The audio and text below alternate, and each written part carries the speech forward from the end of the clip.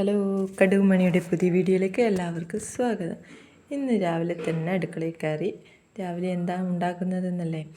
ഇന്ന് ദോശയും കടലയുമാണ് ഉണ്ടാക്കുന്നത്. കടല കഴുകി അതിലേക്ക് മഞ്ഞൾപ്പൊടി, മുളക് പൊടി, ആവശ്യത്തിന് ഉപ്പും വെള്ളവും ചേർത്ത് കുക്കറിൽ വേവിക്കുകയാണ്. അപ്പോൾ കുക്കറിൽ ഒരു 5-6 വിസിൽ മതിയാവും. അപ്പോഴേക്കും കടല വേവും. പിന്നെ അതിനുള്ള മസാല തയ്യാറാക്കണം. അതിനായി കുറച്ച് ഇഞ്ചി, വെളുത്തുള്ളി, പിന്നെ അതിലേക്ക് ഉള്ളി, മുളക് പൊടി, മഞ്ഞൾപ്പൊടി ചേർത്തിട്ട് ചതച്ചെടുക്കുകയാണ് ഞാൻ ചെയ്യുന്നത്. അപ്പോൾ കടലക്കറിക്ക് വേറൊരു അടിപൊളി ടേസ്റ്റ് തന്നെ കിട്ടും. അപ്പോൾ വേവിക്കുമ്പോൾ മുളക് പൊടിയും മഞ്ഞൾപ്പൊടിയും ഉപ്പും ചേർത്ത് വേവിക്കുകയാണ് ചെയ്യുന്നത്. അങ്ങനെ ഇഞ്ചി, വെളുത്തുള്ളി, അതിലേക്ക് മുളക് പൊടി, മഞ്ഞൾപ്പൊടി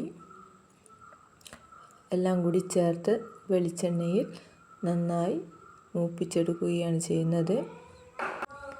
അതിൻ്റെ പച്ചമണമൊക്കെ നന്നായി മാറണം. പിന്നെ അതിന് ശേഷമാണ് കടലക്ക ഇതിലേക്ക് ചേർക്കുന്നത്. കുറച്ച് ചിക്കൻ മസാലയും ഗരം മസാലയും ഇതിലേക്ക് ചേർത്തിട്ടുണ്ട്. അപ്പോൾ തന്നെ ഒരു ചിക്കൻ കറിയുടെ ടേസ്റ്റ് കിട്ടും. അപ്പോൾ നന്നായിട്ട് അതിൻ്റെ പച്ചമണമൊക്കെ മാറിയിട്ടുണ്ട്. ഇനി കടല ഇതിലേക്ക് ചേർക്കുകയാണ് ചെയ്യുന്നത്. അപ്പോൾ ആവശ്യത്തിന് ഉപ്പൊക്കെ ഉണ്ടോ എന്ന് നോക്കണം. അധികം വെള്ളമൊന്നും ഇതിലേക്കില്ല. തിക്കായിട്ടാണ് കടലക്കറി ദോശയ്ക്കൊക്കെ കൂട്ടാൻ അടിപൊളിയായിരിക്കും. അപ്പോൾ ഇതൊന്ന് തിളച്ച് വരണം. ചിക്കൻ കറിയുടെ അതേ ടേസ്റ്റിൽ കടലക്കറി വയ്ക്കാവുന്നതാണ്. എല്ലാവരും ഒന്ന് ട്രൈ ചെയ്ത് നോക്കണം. പുട്ടിനും ദോശയ്ക്കുമൊക്കെ ഒരു അടിപൊളി കറിയായിരിക്കും ഇങ്ങനെ വെച്ചാൽ.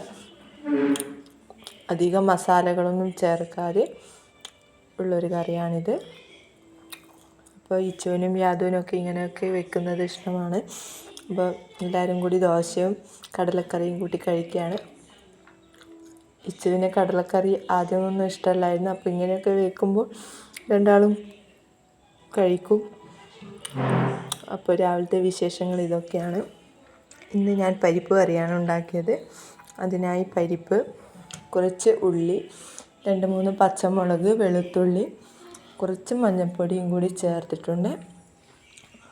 അതിനി വേവിക്കുകയാണ്. ഇതിലേക്ക് അരവൊന്നും ചേർക്കുന്നില്ല. അപ്പോൾ വെന്ത് കഴിഞ്ഞതിന് ശേഷം ഒന്ന് തിളപ്പിച്ച ശേഷം അതിലേക്ക് കടുക് പൊട്ടിച്ചിടുകയാണ് ചെയ്യുന്നത്. ഇങ്ങനെ വെക്കുമ്പോൾ ഒരു പ്രത്യേക ടേസ്റ്റ് തന്നെയാണ്. അധികം പച്ചക്കറികളൊന്നും ചേർക്കാതെ പരിപ്പും ഉള്ളിയും മാത്രമാണ് ഇതിലേക്ക് ചേർക്കുന്നത്. അങ്ങനെ ഉള്ളി വറുത്തു അതിലേക്ക് കടുക് പൊട്ടിച്ച് ചുവന്ന മുളകും കൂടി അതിലേക്ക് ചേർക്കുകയാണ്. ഇനി നമ്മുടെ പരിപ്പ് കറിയിലേക്ക് ഇത് ചേർക്കാവുന്നതാണ്. നമ്മുടെ പരിപ്പ് കറി റെഡിയാണ്. ഒരു അടിപൊളി പരിപ്പ് കറി തന്നെ കിട്ടും. അപ്പോൾ ഇന്നത്തെ വിശേഷങ്ങൾ ഇതൊക്കെയാണ്.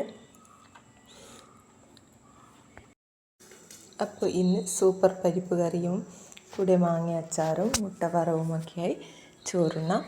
വൈകുന്നേരം അവിലുണ്ടയാണ് ഉണ്ടാക്കിയത്. അതിനായി വെള്ളം ഉരുക്കിയെടുക്കുകയാണ് ചെയ്യുന്നത്. പിന്നെ അതിലേക്ക് കുറച്ച് തേങ്ങയും കൂടി ചേർത്തു മിക്സ് ചെയ്യുകയാണ്. അപ്പോൾ വെള്ളം നന്നായി ഉരുക്കി വന്നിട്ടുണ്ട്. അതിന് ശേഷമാണ് ഇതിലേക്ക് തേങ്ങ ചേർത്തത്.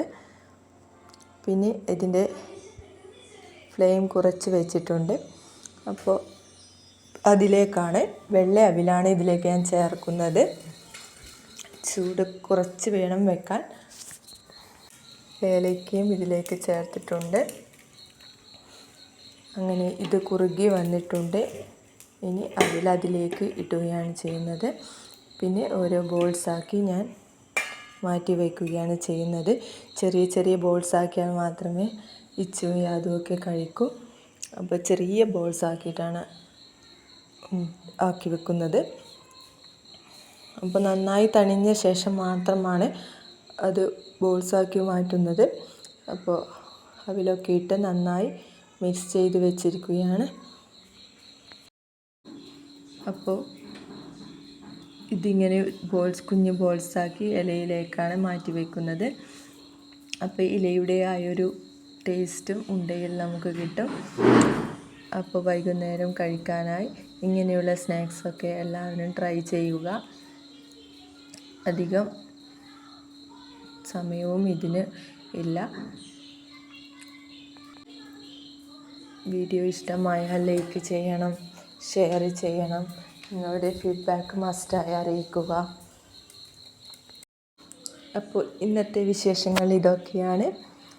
അപ്പോൾ പുതിയ വീഡിയോയുമായി വരുന്നത് വരെ ബൈ.